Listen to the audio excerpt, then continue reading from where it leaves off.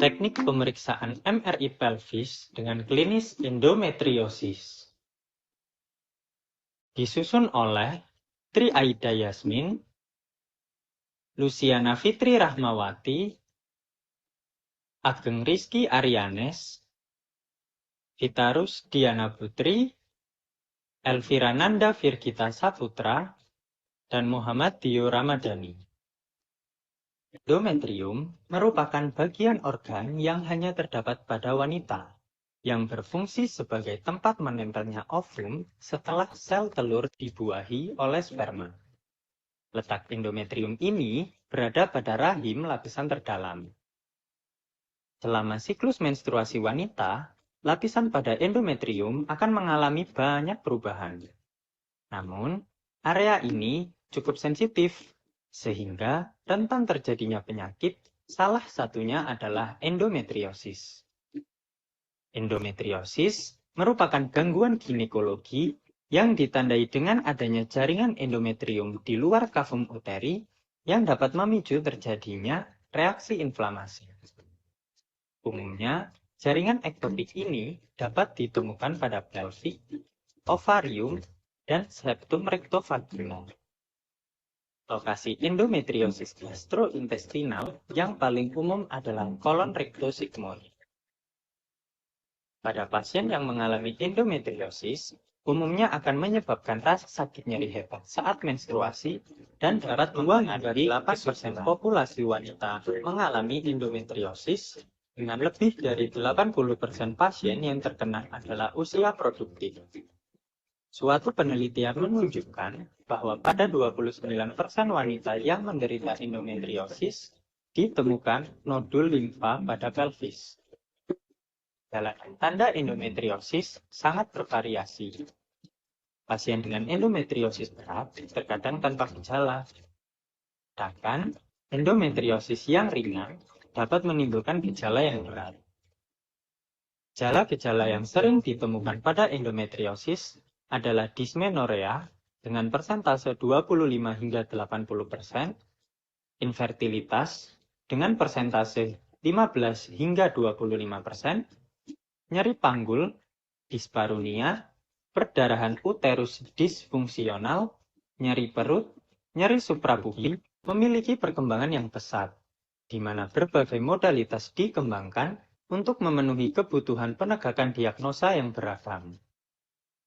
Pasien dengan klinis endometriosis dapat kita evaluasi menggunakan USG ataupun MRI. Pada pemeriksaan USG, hanya dapat digunakan untuk mendiagnosis endometriosis atau kista endometriosis lebih dari 1 cm.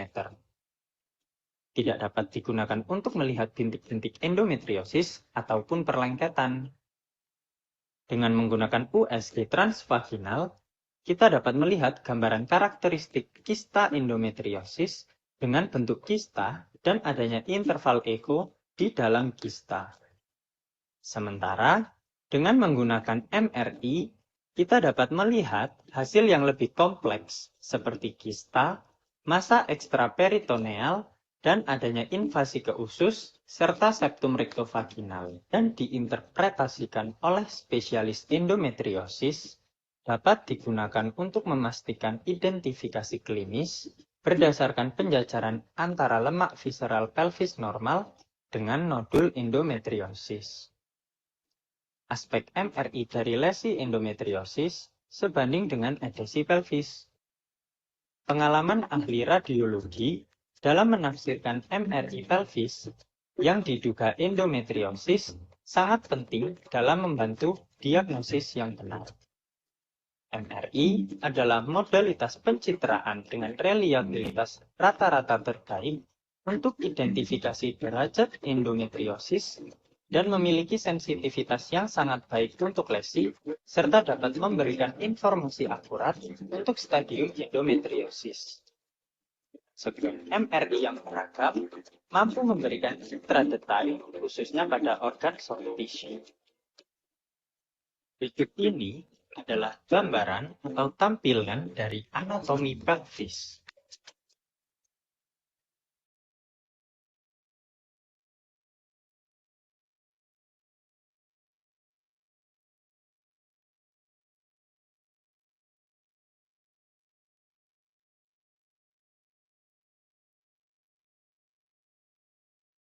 Prinsip dasar MRI. MRI merupakan suatu metode pencitraan diagnostik yang dapat menampilkan informasi anatomis dalam bentuk berbagai irisan langsung atau multiplanar dan memanfaatkan pengaruh pemberian pulsa radiofrekuensi ke dalam tubuh pasien. Citra MRI diperoleh dari interaksi atom hidrogen dalam medan magnet dan gelombang radio. Selanjutnya yaitu komponen MRI.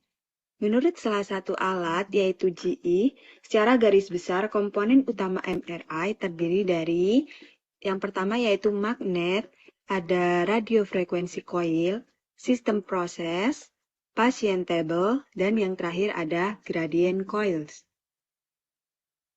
Berikut ini adalah parameter yang terdapat pada modalitas MRI. Yang pertama, time repetition atau TR. TR merupakan waktu aplikasi satu pulsa RF untuk aplikasi pulsa RF berikutnya dan dalam satuan milisecond. TR menentukan jumlah relaksasi yang terjadi antara satu pulsa RF akhir dan untuk aplikasi selanjutnya. Oleh karena itu, TR menentukan jumlah relaksasi T1. Yang kedua, time echo atau TE.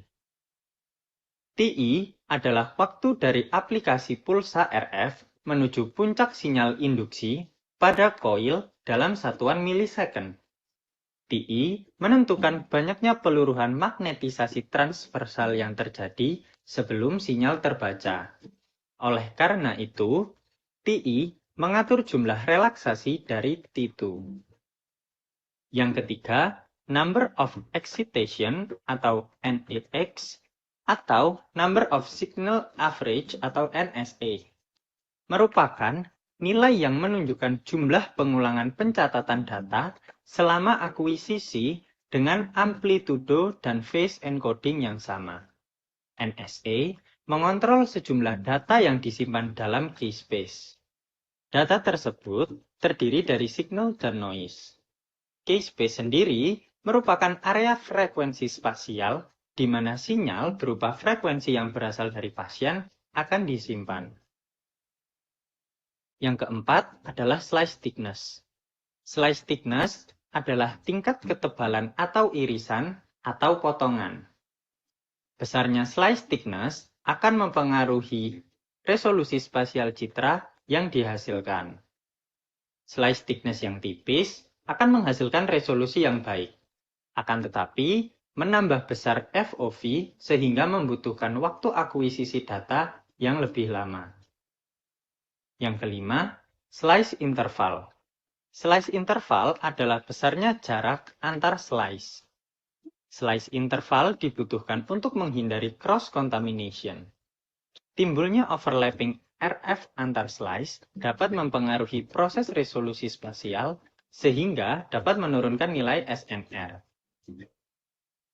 Yang keenam, field of view atau FOV. FOV adalah diameter objek yang akan direkonstruksi ke dalam matriks. Besarnya FOV mempengaruhi scan time dan semakin besar FOV akan memberikan piksel yang besar pula. Hal tersebut mengakibatkan peningkatan FOV yang akan menurunkan resolusi spasial. Pada MRI, terbagi menjadi 4 zona yang digunakan sebagai MRI safety. Zona 1.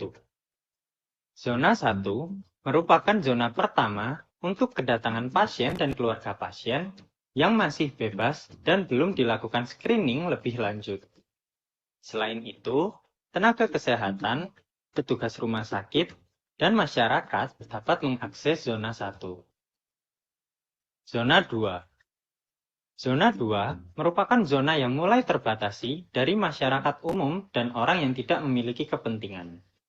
Zona ini dapat diakses oleh petugas MRI, petugas kesehatan lain, dan pasien serta keluarga pasien.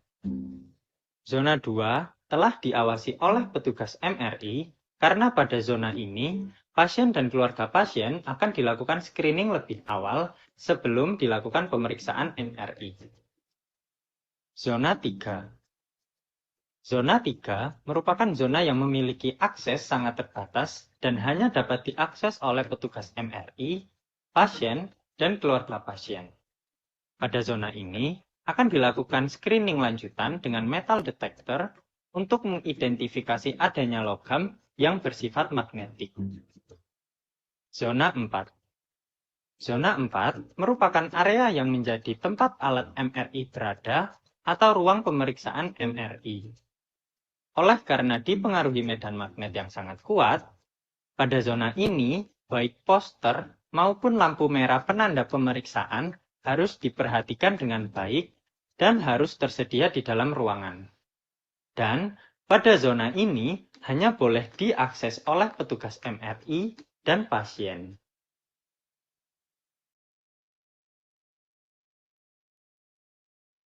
Persiapan pasien sebelum pemeriksaan, di mana sebelum pemeriksaan pasien dianjurkan untuk berpuasa 3-6 jam sebelum pemeriksaan. Yang kedua, mengosongkan kandung kemih 1 jam sebelum pemeriksaan. Yang ketiga, menggunakan agen ganti peristaltik atau kecuali kontraindikasi untuk mencegah artefak pergerakan usus. Yang terakhir ada distensi vagina atau rektum agar endometriosis dapat terlihat dengan jelas. Untuk persiapan alat dan bahannya sendiri, tentunya ada pesawat MRI, control table, ultrasonic gel, bantal, selimut, headphone, printer, body coil, spin coil. Pemeriksaan MRI pelvis pada kasus endometriosis terdapat beberapa hal yang perlu diperhatikan, antara lain melakukan screening kepada pasien pada lembar screening MRI, menjelaskan kembali prosedur pemeriksaan kepada pasien. Pasien diminta untuk mengganti dengan baju pasien, melepas benda logam dan bersifat elektronik. Untuk teknik pemeriksaannya sendiri yaitu dibagi menjadi 2, ada posisi pasien dan protokol squat. Pada posisi pasien, yang pertama pada pemeriksaan MRI pelvis, pasien diposisikan supine di meja pemeriksaan dengan posisi feet first dan kepala pasien diberi bantal. Yang kedua, pasien diberikan alat fiksasi berupa body straps agar selama pemeriksaan berlangsung, tubuh pasien tidak bergeser. Yang ketiga, menggunakan body coil dan mengatur sentrasi tepat pada pertengahan pelvis. Yang keempat, pasien dipasangkan headphone pada telinga pasien agar tidak merasa bising saat pemeriksaan berlangsung. Yang kelima, pasien diberikan selimut agar tidak kedinginan. Dan yang terakhir, radiografer mengatur sentrasi objek yang akan dilakukan pemeriksaan.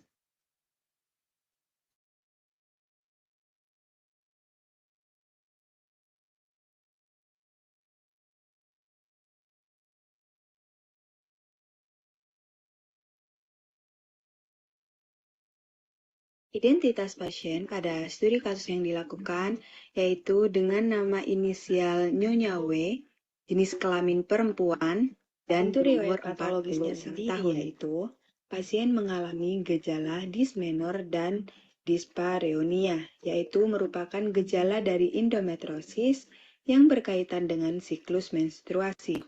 Pasien juga mengalami nyeri pada perut bagian bawah.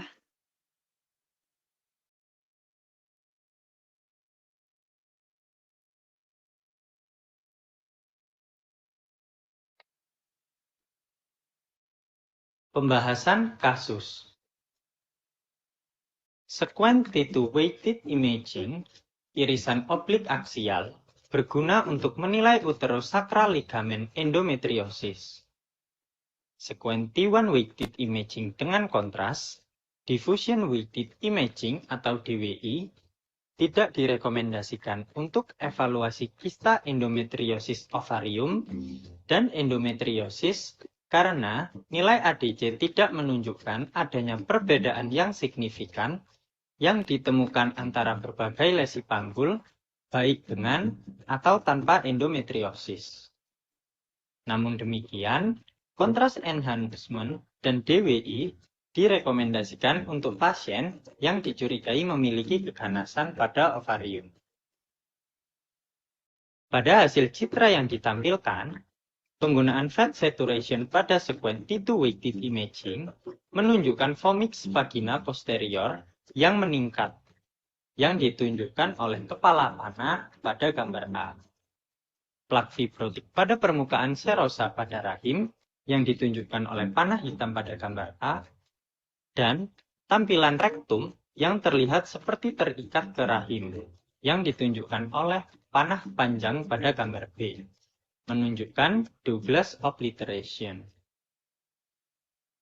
Pada ovarium kanan, tampak kista yang menunjukkan intensitas sinyal tinggi pada sekuen T2 weighted imaging. Kista endometriosis dengan bayangan dan multiplisitas diamati. Pada ovarium kiri, kista endometriosis soliter yang ditunjukkan oleh panah pendek di gambar B dan C dengan bayangan juga diamati. Gambar D dan E diperoleh 4 bulan setelah pengobatan gonadotropin releasing hormone. Pada gambar E, kista endometriosis ovarium soliter kiri yang ditunjuk oleh panah dan adenomiosis mengalami penurunan volume. Tetapi tidak demikian halnya dengan kista endometriosis kanan yang mengalami multiplikasi. Kesimpulan.